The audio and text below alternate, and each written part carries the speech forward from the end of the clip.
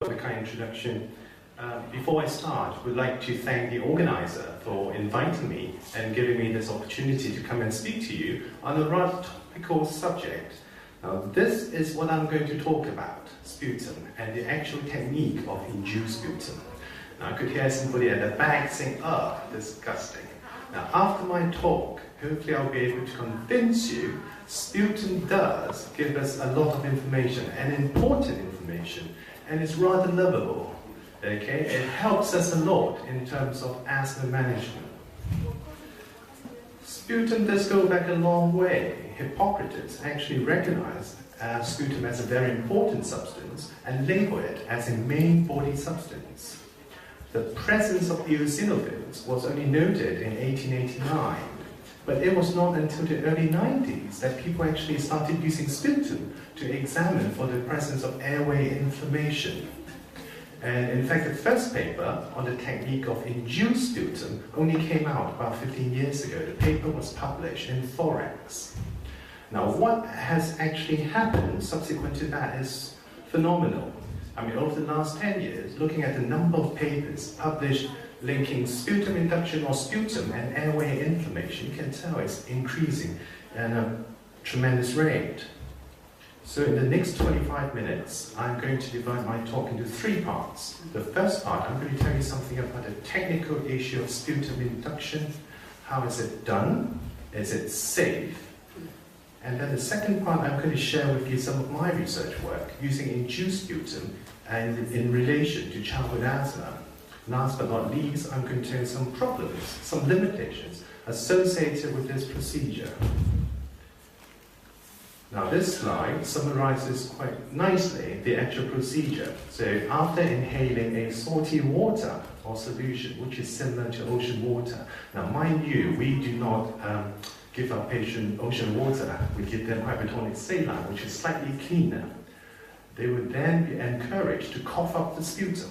Okay, and then we can use the actual sputum to do various analyses. People could measure cytokines, chemokines, but what I'm going to concentrate on is inflammatory cells. Now, we know asthma. Eosinophils are the major players, so the my subsequent talk is going to concentrate on inflammatory cells, mainly eosinophils. Now, the first question you may ask, why bother inducing sputum? Why not just get a spontaneous sample?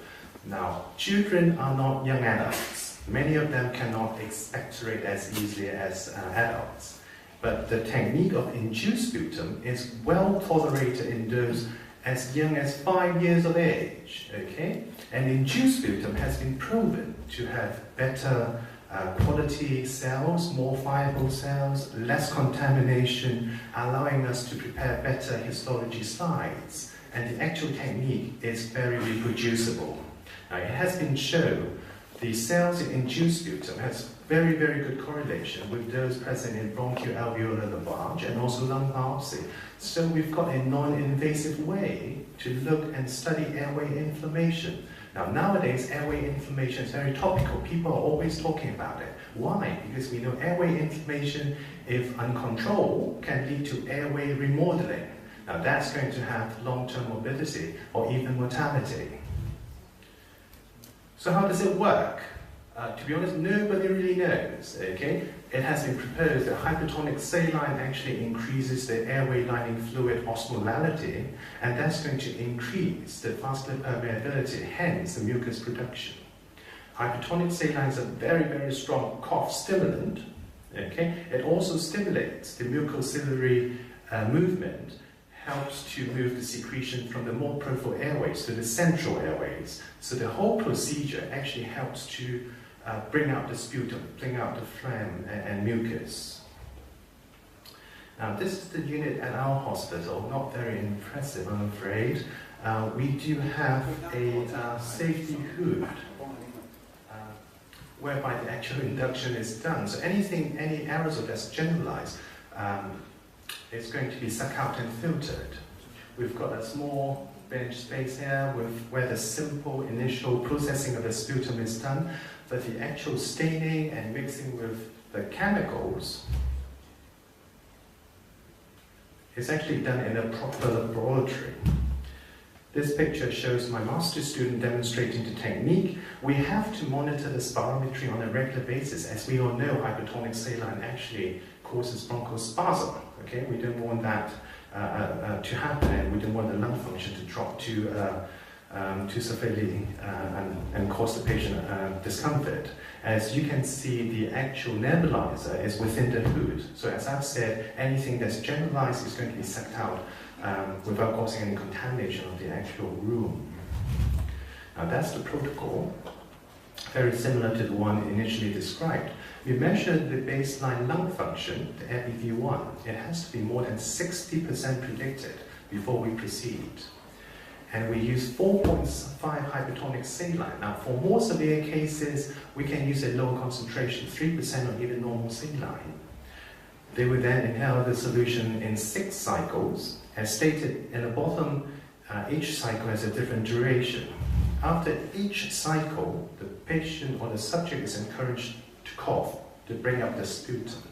And after 1 minute of coughing and bringing up sputum, we repeat the lung function again to make sure the FEV1 is actually more than 80% of the baseline value.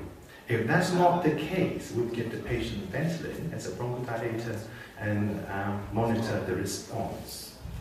Obviously, the actual procedure will stop once we've got adequate sample, or if the patient does not want to continue, or if the lung function drops by more than 20% of the baseline. So safety, especially in children. As I've mentioned, if your patient has got severe asthma, brittle asthma, you could use a lower concentration hypertonic saline, like 3%. There's always a physician there when the procedure is being carried out. And pre-medication, some units would advocate the use of bronchodilator pre-treatment, i.e. give the patient bronchodilator beforehand, before the induction. One problem with that is that after giving the bronchodilator, the actual yield or successful sputum induction is less, the rate of success is less. Work done by Christiana Lex at the Brompton Hospital of looking at the actual technique, the feasibility and safety in difficult to control asthma. She managed to recruit 40 patients, now median age of 12.4 years, very severe asthma. Why do I say that? Because the inhaled corticosteroid dose is actually up to 2 milligrams, very, very high dose for pediatrics. Now, many of them are actually on second and third line prophylactic treatment, theophylline, montelukast, long-acting beta agonists. And in fact, up to about half of them were taking oral corticosteroids. And if you were to look at the daily use of beta agonists, about 90% were using it on a daily basis, telling us they are still symptomatic despite on such a high dose of corticosteroids. So we're dealing with a difficult control, you could say, maybe touching the brittle asthma group of patients. So 38 actually managed to undergo the sputum induction, and only 4 out of the 38 complained of moderate symptoms, tightness and wheeze, and those symptoms were reversed quite readily with the use of bronchodilator. 10 of them had minor symptoms, sore throat, nauseas, and very transient. So from this data, we can say the procedure is relatively or quite safe in those with severe asthma, and the success rate was reported to be 75%. How about other people? Other people have actually reported success rate to be about 70 to even up to 100%. Now, our group at the Prince of Wales Hospital reported our experience too. I recruited 130 children of a median age of about 11 years old. They were of mild asthma, or had mild asthma, and they underwent the procedure of sputum induction, and we were able to achieve a success rate of about 75%. Now, 3 patients actually prematurely stopped the procedure, 2 because they started vomiting, and 1, he didn't like the taste of the salty water, and I thought he wasn't going to be a good swimmer. Anyway, minor symptoms mainly of sore throat and chest discomfort, transient, and as a whole, the procedure was well tolerated by children. So if you decide to take up this induction procedure at your hospital, I would give you some advice. Basically, you have to try it on yourself first. Then you can know what the feeling is like and you know how to explain to your patient. Send the parents away, okay? Don't keep the parents in the same room. Otherwise, the child will not do the nasty coughing and bringing up the sputum thing. Okay? Or even bribe them. Tell them, oh, I'm going to buy you an ice cream if you give me a proper sample. Now, the second part, I'm going to tell you something about my research. The first part is going to be on cough. Now, we all know cough is very common. It's a very common symptom. In asthma, it's probably the prominent symptom, especially in asthma acute exacerbation. Cough can be the only symptom. But cough research is difficult to carry out. Why? Because there's no objective marker of cough frequency. Now, we know diary cards, parental reporting are extremely unreliable. And in the old days, people would advocate the use of a tape recorder to measure sort of how many times you've coughed. But we know the recorders are bulky and they only rely on a single signal, i.e. one audio signal. Whether it's because other people coughing or whether it's because somebody is talking, you would never know. At Brompton, they've actually developed a cough monitor, very similar to the old days Walkman. Now, this is a very simple machine actually. It picks up two signals. One is the audio signal, so when somebody coughs, there's going to be a positive response as a noise. They also pick up a diaphragmatic or muscular signal. So when somebody coughs, you need muscle contraction. At the same time, there's a sound signal. So when you see two signals happening at the same time, you can quite readily say this is a genuine cough. And this machine has been validated to be reliable, to be user-friendly, and we have published using this machine in children, and it's very user-friendly.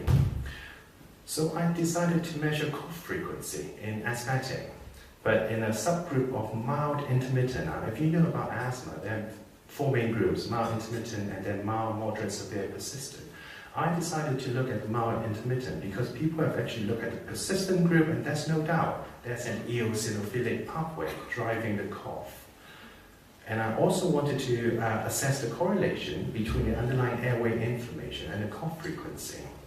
Our hypothesis was that it's not eosinophilic airway inflammation that's driving cough in this subgroup of asthma.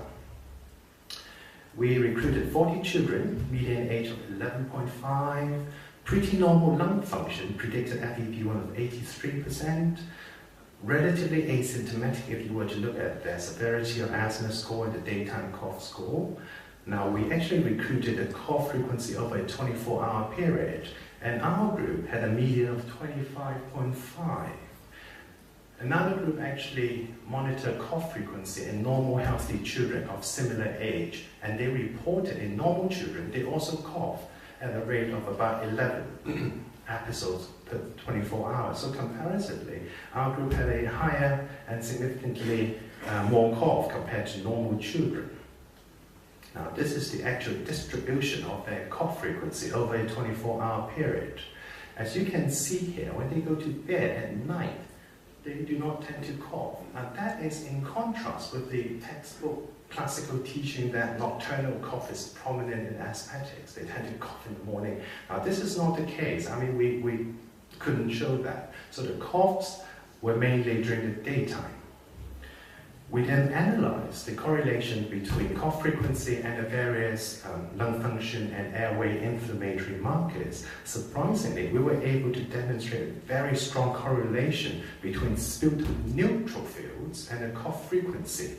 The bottom curve is actually the scatter plot, showing you a very good correlation between the sputum neutrophils and the cough frequency.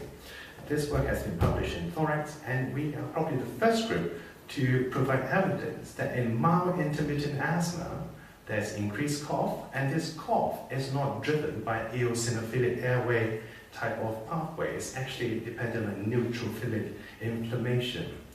Now, this is the first step.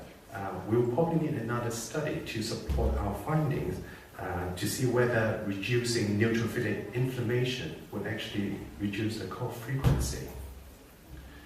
The second study I want to share with you is the use of airway inflammatory markers to help us, to guide us whether and when to reduce the dose of inhaled corticosteroids. Inhaled corticosteroids is very important as a prophylactic treatment in asthma, but we know unnecessary high dose can have complications. A paper published in BNJ about 5 years ago documenting a patient on relatively high dose of fixotide presenting with hypoglycemia. And nowadays, in our clinical practice, we tend to use symptoms, lung function, and the use of ventilating as our marker to tell us when to come down the inhaled corticosteroid, when to go up. Now, that may not be the right thing to do because we know symptoms, lung function have very, very poor correlation with the underlying airway inflammation. Now, airway inflammation comes up again. That's the buzzword nowadays. Nowadays, we know symptoms are no good. And patients with severe asthma can have relatively normal lung function too. So we decided to study stable asthma, and by definition, they have not been using the ventilator for more than 3 times per week, and there's no need to change their inhaled corticosteroid dose. And we reduce their inhaled corticosteroid by half every 8 weeks. Now, before the actual reduction, we measure the exhaled nitric oxide, we reduce them, and we measure the exhaled breath condensate. A failed induction was defined as patient becoming symptomatic, needing the use of beta agonists for more than 5 times per week. Now the table shows you the baseline data. We had 40 children, 12 years of age, and relatively a normal lung function too. Now that's the flow chart. So after visit 1, 10 exacerbated, so reducing the dose by half, 10 actually could not tolerate that. 1 came off corticosteroids. At visit 2, 3 exacerbated. Stop reduction, basically the patient was actually symptomatic, so we thought clinically we should not have reduced the corticosteroids. So at the end of the 4 visits, 16 actually successfully came off the corticosteroids and 15 actually exacerbated. And we were able to demonstrate that those who exacerbated had much higher exhaled nitric oxide and sputum eosinophils than those who did not exacerbate, who came off the steroids successfully. And using multiple logistic regression and controlling for various confounders, we were able to show sputum eosinophils and exhaled nitric oxide more than 22 parts per billion to be significant predictors for fair reduction. And looking at the various sensitivity and specificity, having eosinophils in your sputum would have a very, very perfect sensitivity to tell you that you are not going to be successful in reducing the inhaled corticosteroids. And this paper has been published in the Blue Journal, and basically we're the first group to show in pediatrics the use of airway inflammatory monitoring is actually beneficial and good to guide you as to when you should come down your inhaled corticosteroids. Now this is hypothesis generating. And the next step to do is to do a proper RCT to see whether the use of this inflammatory marker is going to help you and to be beneficial in actual patient care. And this has been done, but in adults, published in the Lancet by a group in Leicester. So what they did, they approached 108 patients. 74 were randomized, 1 into the sputum control group, 1 into the BTS. BTS stands for British Thoracic Society Management Group. In the sputum group, they didn't care about the symptom, they didn't care about the lung function, they only wanted to know the sputum. They wanted to maintain the sputum eosinophil to be less than 3%. If it's more than 3%, they would step up on the inhaled corticosteroid dose. If it's between 1 to 3, they would maintain the same dose. If it's less than 1, they would come down on the inhaled corticosteroid dosage. Whereas in the BTS group, symptoms were important as well as lung function. So that's what we do nowadays. And they were able to follow the patients for 12 months. Now that's the baseline data. Basically, no significant differences between the 2 groups in terms of age, atopic status, lung function, baseline symptoms, and also airway inflammatory markers at baseline. Over 12 months, as expected, the induced sputum eosinophil was lower in the sputum management group. Likewise for the exhaled nitric oxide. The symptoms and the use of beta agonists and lung function were similar at 12 months between the 2 groups. But what was striking was the asthma exacerbation. Looking at the sputum group, much less severe exacerbation, i.e. they need to seek advice, even admitted into hospital. And that difference was actually already there after 1 month. So we have solid evidence to tell us monitoring airway is actually better. Monitoring the inflammation is the way to go. And they've actually done a post hoc analysis, and this monitoring method is actually cost effective too. So hopefully I've given you some evidence and information about sputum induction, and I think looking at airway inflammation is probably the way to go. But the technique has got limitations. It's very expensive. You need somebody dedicated to carry out the work. It's quite time consuming. For one patient, you need probably about 45 minutes for the actual induction process. For processing the sputum, you need another 2 hours. It is still very much a hospital-based procedure, and it can be uncomfortable. They can have transient sore throat and chest discomfort. And comparing the 3 non-invasive airway inflammatory markers, nitric oxide is easy, gives you the results straight away, pretty good repeatability, but it has to be, it's very individualized. We are seeing data to tell us that severe asthmatic can have very, very low exhaled nitric oxide. Exhaled breath condensate is relatively quick, but problem with dilution and saliva contamination. The sputum process, I guess I'm biased, I think is a very good method to monitor airway inflammation. As I've said, it's expensive, it's time consuming. Paper published last year looking at use of another marker in sputum. Less costly and can have the result within a short time period. Last but not least, I would like to thank various people, and especially the group at Brompton, where I actually picked up the technique under the leadership of Andrew Bush, and the various people, the respiratory team at the Prince of Wales Hospital, and the very last people, my son.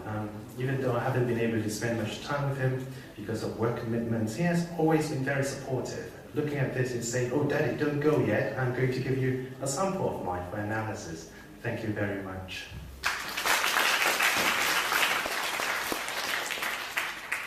謝李教授個精彩嘅演講，咁就而家可以問題目嘅，咁就大家可以用英文發問又得，用廣東話發問又得，普通話都唔得喎。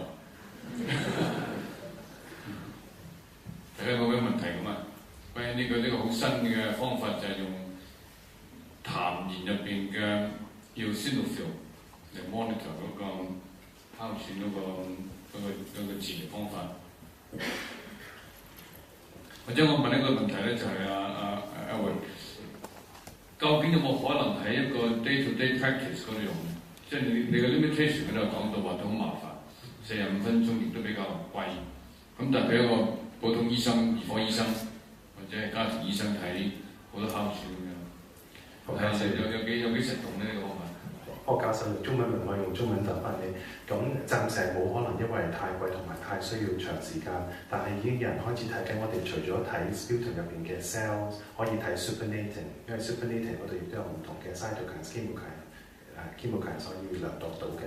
有人而家提緊就係睇 supernatant 嘅入邊嘅微粒分子嚟幫助我哋斷症到你個氣管係咪有發炎？我相信嚟緊呢5年會有繼續新嘅發展，因為我覺得痰呢一方面其實俾好多資料我哋，但係暫時呢一剎那間咧就係唔可以喺我哋平常嘅工作情況下用到。或者大家如果暫時諗唔到問題咧，我哋可以遲啲 tea break 嘅時候再問李教授。咁我哋再次多謝李民瞻教授嘅精彩演講。